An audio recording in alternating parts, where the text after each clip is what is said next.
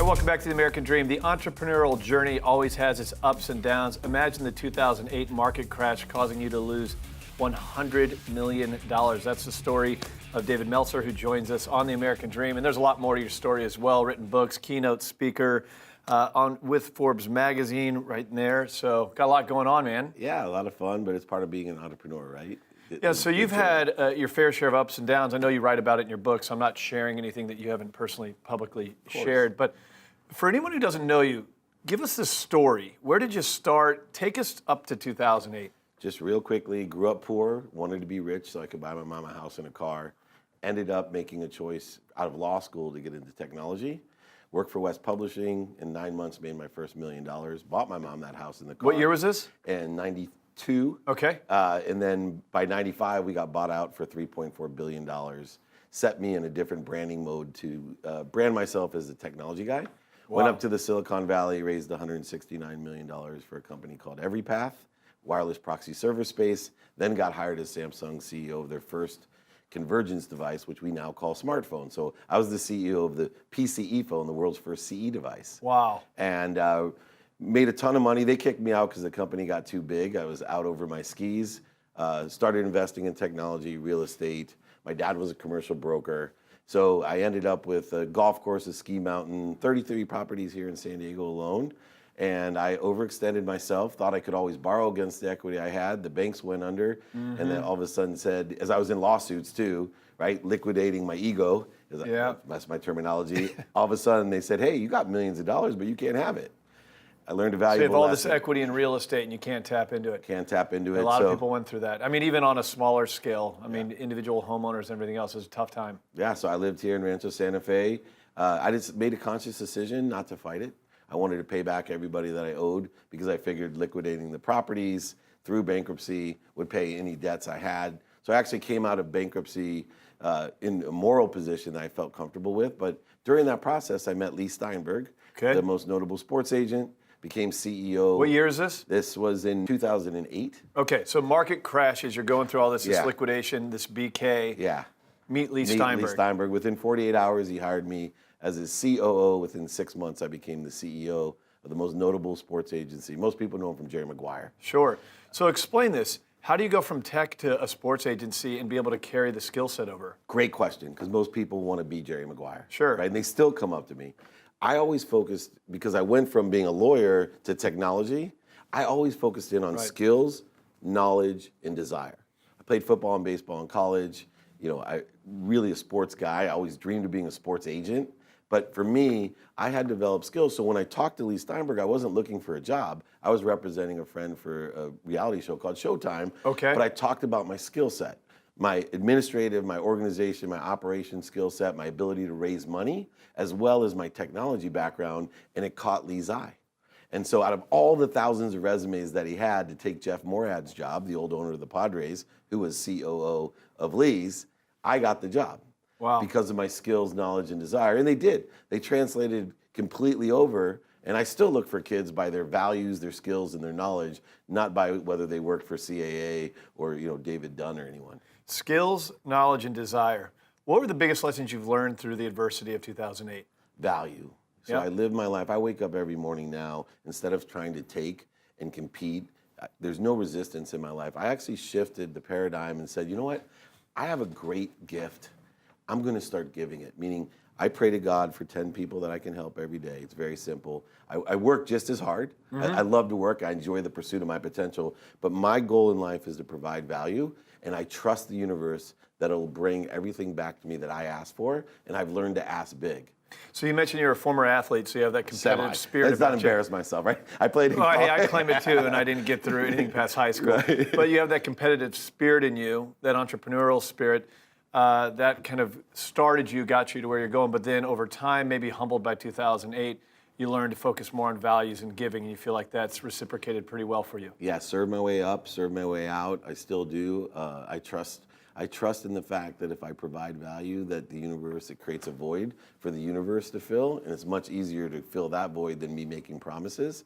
And so all I do is stay focused in on the value that I can provide. I do believe in a consistent, every day, persistent, without quit, enjoyment of the pursuit of my potential. Wow. And that's the pursuit of that value that I can help others with. So fast forward us to now. Yeah. Right? So now we're in 2018. Blessed. I started a business with Warren Moon, who was a client of mine and a partner at Lee's. We have a sports marketing company with a motto of make a lot of money to help a lot of people and have a lot of fun. We have really different sides of the business: media, sponsorship, and then philanthropy. Okay. So those are the three businesses that we're in. I've been able to build my own brand by speaking around the world, writing books. I have a great podcast, a top 5 podcast called Playbook, and then the #1 digital business show called Elevator Pitch with Entrepreneur Magazine. Tell us about Elevator Pitch. Elevator Pitch is my way of giving back. I felt that I get pitched so much, right? I'm involved in a lot of funds. I raise a lot of money. I felt that people didn't have that 60-second stimulating interest down. They're great geniuses, and they were missing opportunities because they couldn't articulate value. So I created a show with Entrepreneur where you get 60 seconds in an elevator. So Entrepreneur Magazine, you created the show with. Correct. Okay? Yeah, and they're in an elevator for 60 seconds, 4 judges, and they have 60 seconds to convince us to open the doors. If they open the doors, it's a mentoring show. I call it Shark Tank with Soul. We actually mentor you. We have several options, from PO financing to all of us together investing. We also have an entrepreneur fund that will invest. And then we also have Indiegogo involved, who did all of the crowdfunding in case we want you to prove us to the market and prove us wrong. We can come back and invest again. So you have a big belief, you believe in capitalism. Absolutely. But capitalism to allow you to be more philanthropic. Yeah, in fact, I wrote a book called Compassionate Capitalism that shifts the paradigm of value, right? It's called Journey to the Soul of Business. That why not challenge ourselves to not only make a lot of money, but in the process, like Elon Musk and others, create social impact and change. And by doing so, I don't, whether you believe in karma or not, I just believe in true value in math, that the more that I give, the more it's going to come back to me. You're on a show called The American Dream. Can I ask you what you believe the American Dream is? American dream is to pursue your potential.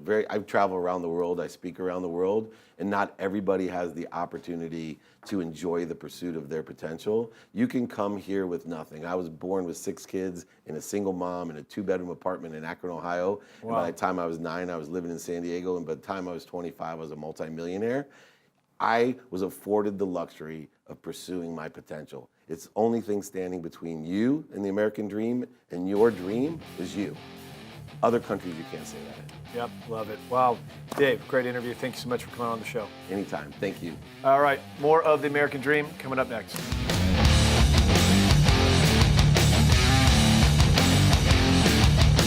Welcome back to The American Dream. There is no doubt about it, the real estate industry is under disruption and chaos. You have companies like Purple Bricks and Redfins trying to commoditize the industry to circumvent the realtor. I'm a big believer that to gain market share, you got to be a great marketer, and with that disruption creates amazing opportunities. One of the best marketers I've ever met in real estate, Seth O'Byrne, joins us on the show right now. Seth, good to have you. Yeah, thank you. Just won a big award as it pertains specifically to the marketing of real estate. Yeah, this was cool. Yeah, we stoked to talk about this. The San Diego Business Journal, obviously, the go-to publication for people in business right now. Yep. They do an award every year called the Best in Real Estate, and we were really proud because BOSA, when they were building Pacific Gate, identified a few key brokers that in the resale market, they wanted to help push the project along. Well, we did a whole video marketing series around Pacific Gate, and we're really happy to say San Diego Business Journal gave us best real estate deals for our marketing. But let's be project. clear. Tell everyone real quickly what Pacific Gate is. Yes. So Pacific Gate is the most expensive high-rise ever built in San Diego. Yeah. So I mean, it's insane. Yeah. Couple of the amenities, share. There's a yacht share, a private yacht share. So there's one yacht that everybody it's in the HOA has. You have a fleet of Porsches that you can drive, that you can take out on trade. There's something called a chef concierge, which has nothing to do with being a chef. It's a concierge that essentially does everything and anything you want. And so the penthouse sold for $15 million. It's what's called a super prime building, which is one of the rarest buildings for high rises at the highest level you could get to. And so we did hopefully a fairly inspired marketing project around it. But we were just excited because this year has been amazing for getting recognized for all the work we put in. So marketing luxury real estate, which is a lot different than, your median prices, whether it's in Southern California or all across the country. Now, the American Dream is a national television show. We're all across, I think, 23 cities now, from San Diego to New York City to Seattle to Dallas, all the way to the middle, and St. Louis and Cincinnati. And we always talk about how marketing is so important when it comes to properties, helping them get top dollar. What we've found through our network of power players, which is a trademark term on the American Dream, many of our elite luxury realtors in their markets are flying you there to market their properties, these 10, 20, 30 plus $1 million properties. Tell us some stuff you've done recently. Yeah. So it's been an amazing, 2017 and 18 have been incredible for this. So, last year we went to Coeur d'Alene, Idaho, and advertised one of the most expensive homes ever constructed in Idaho on the lake. We were there for 3 days, created an amazing video with Sotheby's out there. Then we went up and worked with Wes Jones at Keller Williams on one of the most expensive houses on the market in the entire state of Washington. 4 houses on Lake Washington, unbelievable house. Then we went to Aspen, Colorado, and advertised a house that actually owns 400 acres on the backside of Ajax. So you actually own part of Aspen Mountain.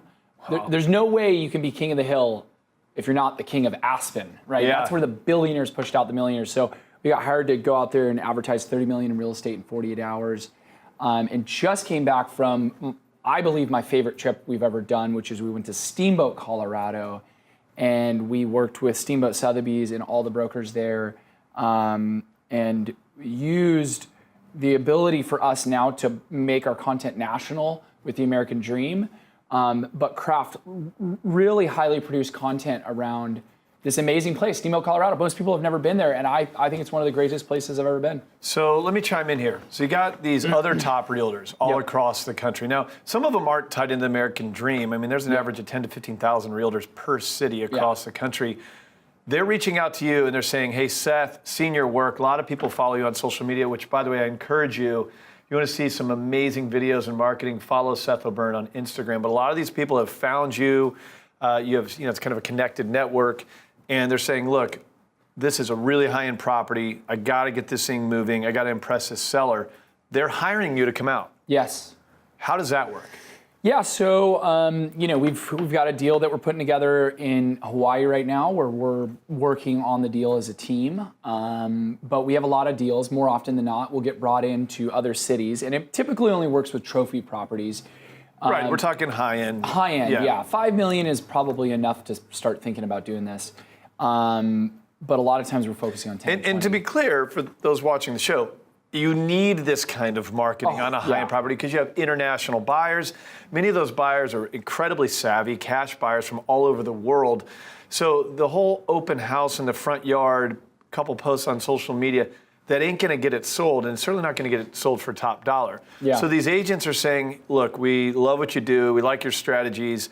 Come out here, help us get this thing sold. Yeah, so, and why it's powerful, we call it dual purpose marketing, right? Or kind of, we run these 2 marketing channels in parallel. One is chronicling to our 24,000 followers on Instagram and 20 other thousand followers on Facebook in the real estate arena.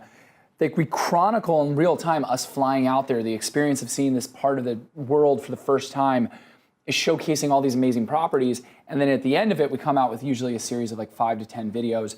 Partially, it's about us using our eyes in San Diego, real estate experts, but unfamiliar usually with the cities that we're going to, and seeing these homes for the first time and kind of seeing the effect it has on us and how inspired we are.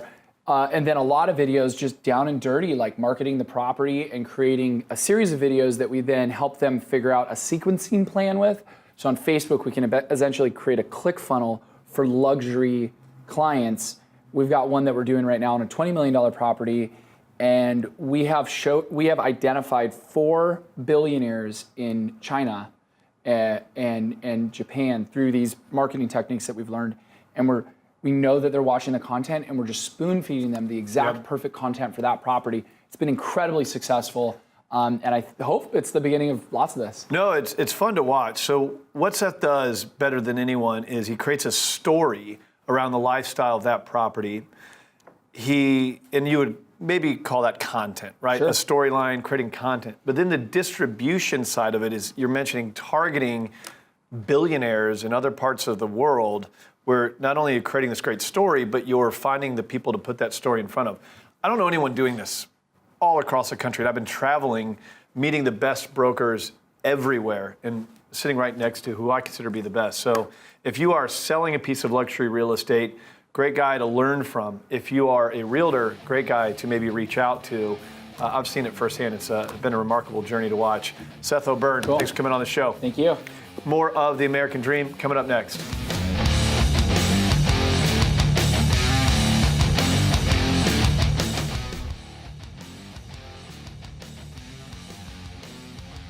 Well, as you know, The American Dream is a national program where we focus on business, the entrepreneurial spirit, overcoming adversity, finance, the market, all things that are relevant to empowering your American dream. But a big topic of conversation on this show is housing. So what we do is we integrate local, top-producing, award-winning realtors to cover a wide range of topics on that subject, different micro markets, different niche subject matter. Housing is such a big topic, so we're going to bring you a lot of information right now from some of the best in your market. Let's check out these interviews.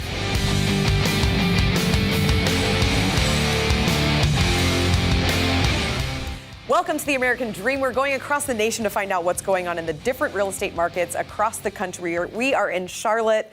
I'm speaking with an insurance agent. He is Dimitri Apostle. He's the agency owner of the Dimitri J. Apostle Agency with Brightway Insurance.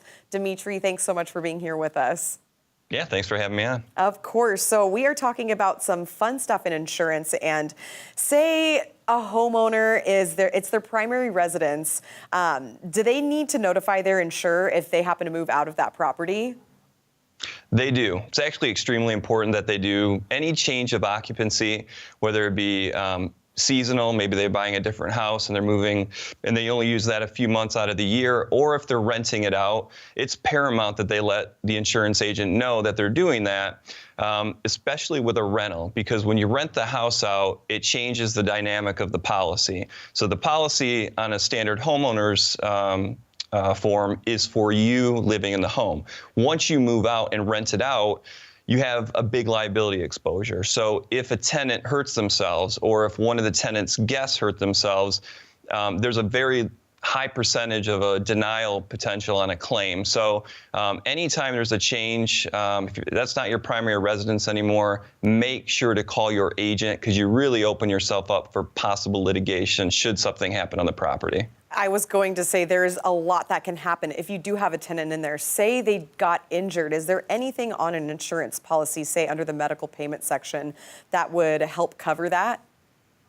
There is. So medical payments range typically from $1,000 to $5,000, and that's more of a goodwill payment. So what we'll do is we'll offer them $1,000 to $5,000, for co-pays or just emergency room expenses. Now, if they need more than that, or if they're just not satisfied with that value, then the liability protection would then kick in, $300,000, $500,000. I typically advise my clients to have an umbrella, just in case anything gets out of hand. So there is some built in for medical payments, but then even beyond that, your liability would pick up anything beyond that medical payment section. It's always better to be safe than sorry and have that umbrella policy that helps no matter what. So now transitioning, what is the consent to rate in North Carolina?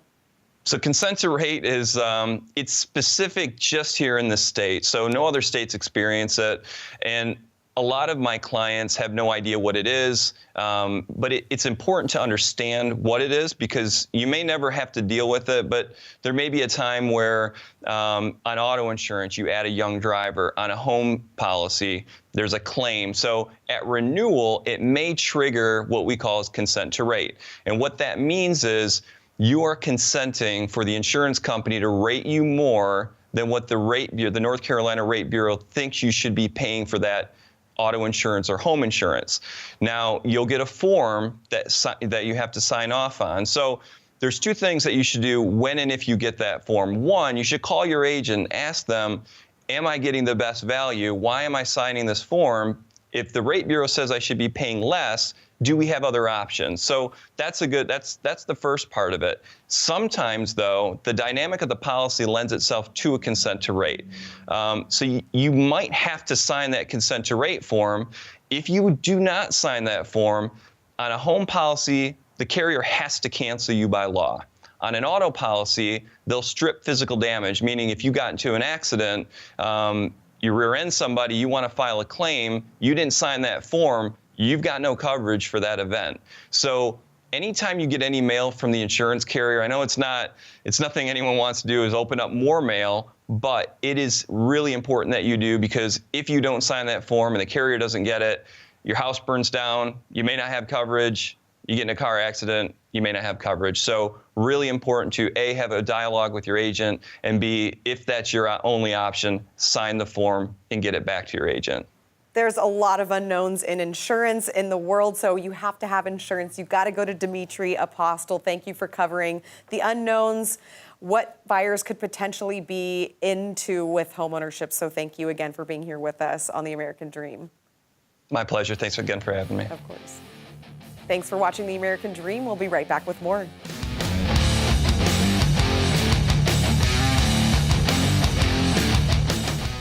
Welcome back to The American Dream. We're now focusing in on the Charlotte market with my next guest, Michael Wong, a realtor with the Redbug Group at Keller Williams. Michael, thank you so much for being back on the program.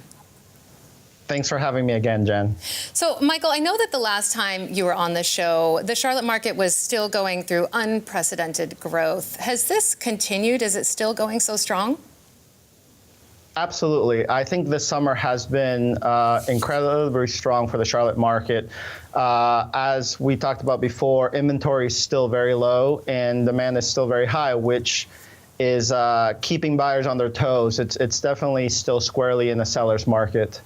At the same time, we're seeing interest rates increase, so cost of acquisition is going up, and buyers are trying to, with inventory being as low as it is, trying to get something that they want sooner rather than later, so that they don't miss out on those lower interest rates as they're going up. Sure. But with all of this growth, are investors still looking to invest in the area?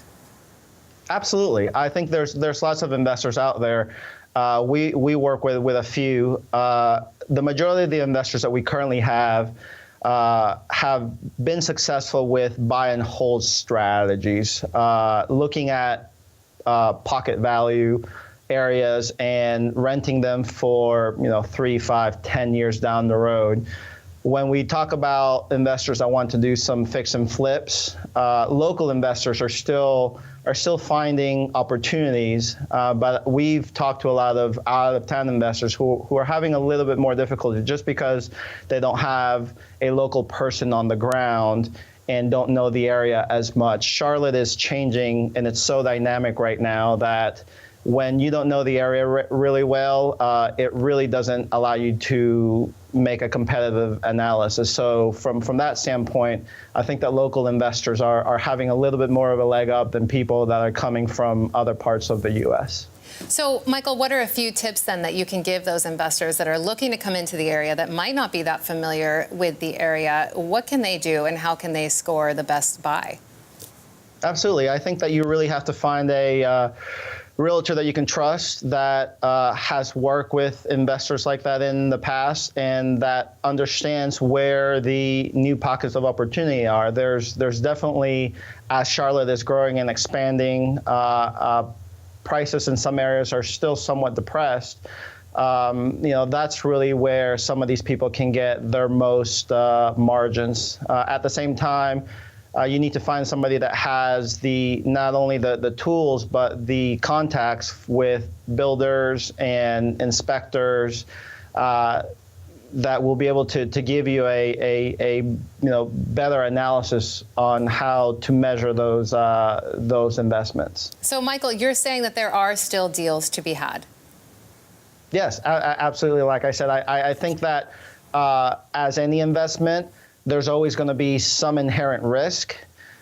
In places that have already grown, that there's probably a little bit less risk where people want to move. There's going to be less upside, right? The more, I'd say, outlying areas where there's still pockets of value, those are inherently more risky, but also investors are able to gain a lot more over the next 3 to 5 years as the market continues to climb. All right, fantastic information as always, Michael. Thank you so much for being back on The American Dream. Thanks, Jen. I appreciate it. And to our viewers, we encourage you to follow us along on social media or go to our website, americandreamnetwork.tv, and we'll be right back with more of the show.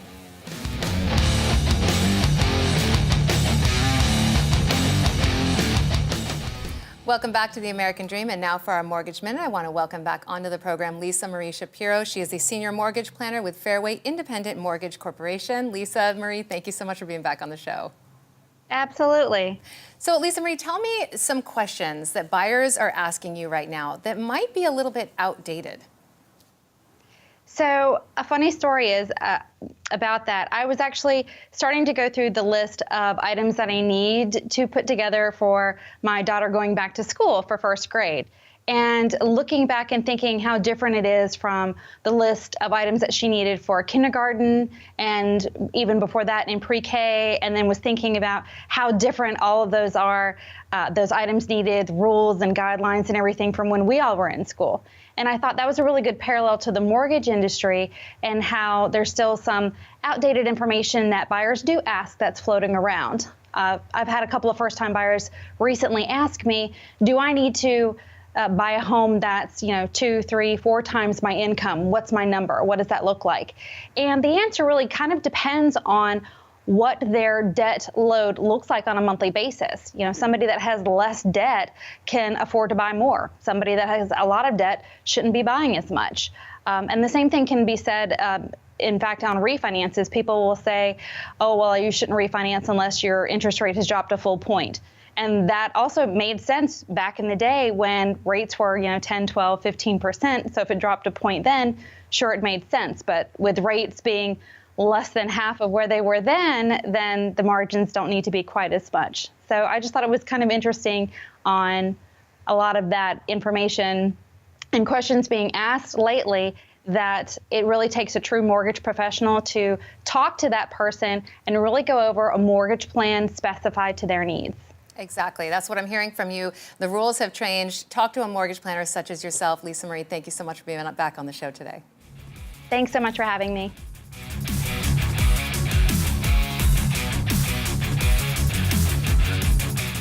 All right, that's all for the American Dream. Thank you so much for checking us out. Remember, our goal is to educate, empower, and engage your American Dream. Don't forget, we love you to breathe oxygen into this message. Follow us on social media, and don't forget, we'll catch you next time. See you next week.